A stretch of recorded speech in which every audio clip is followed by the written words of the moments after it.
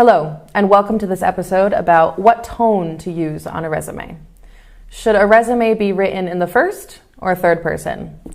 The first person referring to I, and the third person referring to he or she. That's a common question amongst job seekers.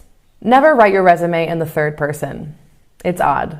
Imagine that you're a recruiter reading, "Jack is self-driven and motivated." Use the first person, but leave out the pronoun I. For example, if you're an administrative assistant, instead of saying, "I coordinated travel for senior leadership," say, "coordinated travel for senior leadership." Also, when describing your experiences, start with an action verb in the passive tone of voice, such as delivered, managed, implemented, increased, achieved, organized. Use concise sentences that are easy to understand.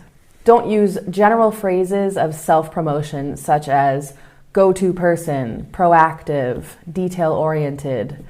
The best way to showcase your value is through examples, not opinions. In the next episode, we'll explore the 5 most common mistakes and how to avoid them in your resume. I'll see you there.